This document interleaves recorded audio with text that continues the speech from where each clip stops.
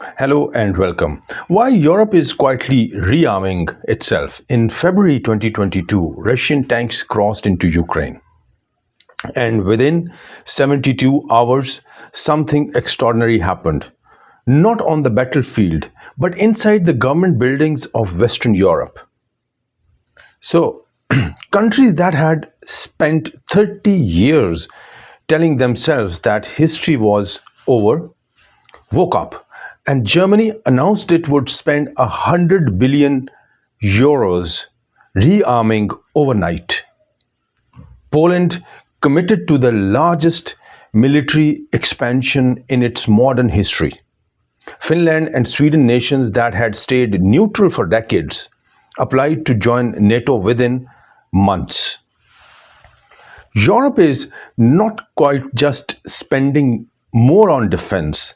It is basically reimagining what defense means and why it suddenly feels personal again. Today, I want to explain exactly what is happening, why it matters, and why you should care even you live 3,000 miles away.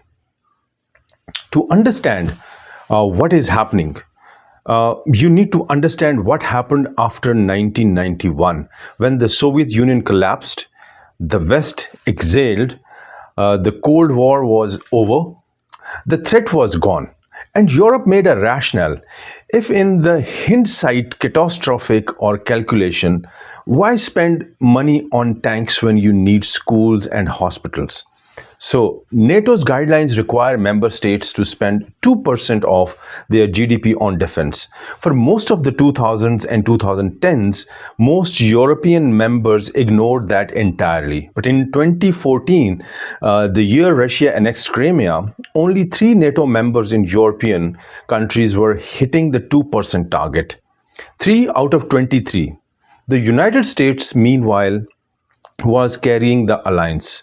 Americans were funding the security umbrella that allowed European governments to redirect their tax money into social programs. This was the deal, spoken or unspoken, that underpinned Western security for 3 decades. And Ukraine suddenly blew it up. So, what happened after February 2022? Let me walk you through the four most consequential shifts. 3 days after the invasion, German Chancellor Olaf Scholz stood in the Bundestag and used a single word, Zeitenwende. It translates roughly as a turning point in time.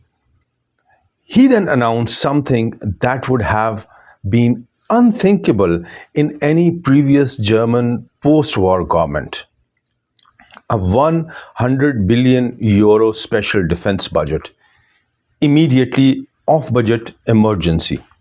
For the context, Germany had for decades been the country most committed to the idea that trade and diplomacy could substitute for military power. It had kept defense spending deliberately low. In the past, because of its own history, in part because the strategy seemed to work, it no longer works. Germany also committed to hitting and maintaining 2% of the GDP on defense every year going forward, the first time it made that commitment credibly. So now, critics, and I count myself among the cautiously skeptical here, will point out that Germany's military readiness remains poor. The Bundeswehr has a document equipment shortfalls, recruitment problems, and bureaucratic paralysis. Spending more money does not automatically produce military capability. That takes years. But here's my analytical take. The Zeitenwende matters less as a military event and more as a political one. Germany has crossed an internal psychological threshold. Where the hardware follows is the decade-long question. If Germany is the most symbolic story, Poland is the most concrete in this case. Warsaw has committed to spending 4% of GDP on defense, double the NATO target, and more than any other NATO ally, including the US. So Poland is buying American F-35s, South Korean K-2 tanks, and HIMARS rocket artillery system at a pace that is reshaping the Eastern Europe military balance. Why? Because Poland shares a border with both Russia and Belarus. And for Poland, this is not abstract geopolitics, it's geography. Poland is building the largest land army in Western Europe, and it is doing so with American hardware and South Korean manufacturing speed. France's shift is more subtle, but potentially more consequential. President Macron has updated France's nuclear doctrine, and he has done it publicly. And he signaled that France's nuclear deterrent could theoretically extend to European partners. This is significant. France has always kept its nuclear capabilities strictly national. Macron is floating for the first time the idea of a Europeanized deterrent, particularly relevant. Not that doubt about the American commitment to the Europe have grown louder in Washington. Whether this is a genuine strategic shift or a political positioning, it is debatable. But the signal itself is new. And then there is North, Finland and Sweden. Accession to NATO is not just symbolic, it transforms the strategic map of the Baltic region entirely. Finland brings a battle-hardened army, deep reserves, and a national culture that has never forgotten what it means to border with Russia. The Finnish defense forces are per capita among the most capable in Europe. Sweden brings naval expertise, SAB, Gripen fighters, and sophisticated defense industry. And the Baltic is now effectively a NATO lake.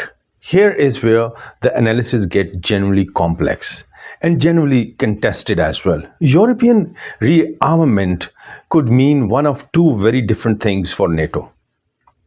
Scenario 1. In Scenario 1, it strengthens the alliance. More European spending means better burden sharing, a more credible deterrent, and a healthier transatlantic relationship.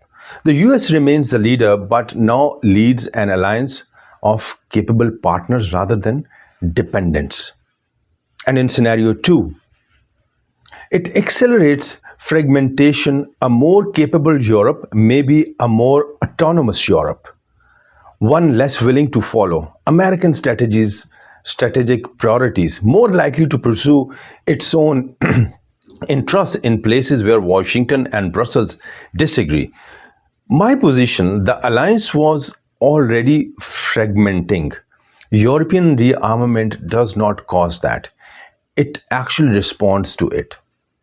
The fractures in NATO became visible under Trump's first term, when the American president openly questioned Article 5, the collective defense commitment that is the entire foundation of this alliance. Whether or not you agree with that critique, its effect was profound. European governments began quietly wargaming that happens if the American security guarantee is conditional or revocable. And once you start asking that question seriously, the answer almost always involves building more of your own capability. The paradox is this: the more American threatens to leave, the more Europe builds. And the more Europe builds, the more credible it becomes to actually leave. We are in that feedback loop right now. If you are American, you might be watching all of this and thinking, so what? This is their problem, their continent, their war. Here's why it is not that simple. The United States currently spends roughly 3.5% of GDP on defense. A significant portion of that, the exact number is contested, but it is in the tens of billions annually, underwrites the cost of European security.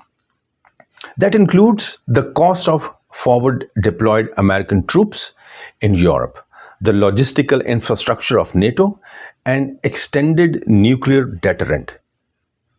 If Europe meaningfully steps up, there are two possible American responses. One, the US reduces its commitment proportionally. American troops come home, defense budget shift, taxpayers' dollars stay at home. Number two, European capability grows, but American commitment does not shrink because the Pentagon, the State Department, and both political parties have institutional reasons to maintain global presence. In that scenario, European rearmament does not save American taxpayers anything. It just makes the alliance larger and more expensive overall. Which outcome we get depends almost entirely on political decisions in Washington, not on what happens in Warsaw or Berlin.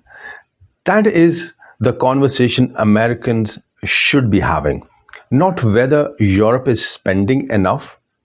It finally is about what American wants in return and whether the current level of commitment matches American interests in 2025 and beyond.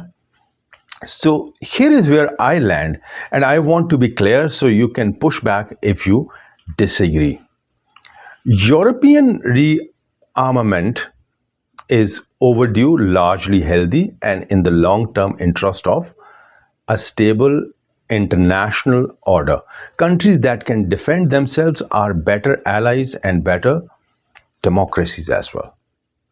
The American security subsidy to Europe was always a political choice, not a strategic inevitability, and it made sense in 1950s in a way it no longer straightforwardly does in 2026. And this is the part that gets ignored. Withdrawing American commitment too quickly before European capability is actually built creates a dangerous window of vulnerability that adversaries will exploit. The answer is managed transitions, not abrupt withdrawal. The current political environment makes managed anything extremely difficult. That is the tension. That is the story, and it will define the next decade of global security. I want to know what you think. I have pinned a comment below. Should the US reduce its role in European defense? Yes or no? And make your argument. The best comment will make it to the next week's follow-up. This is Dr. Adil. Thank you very much.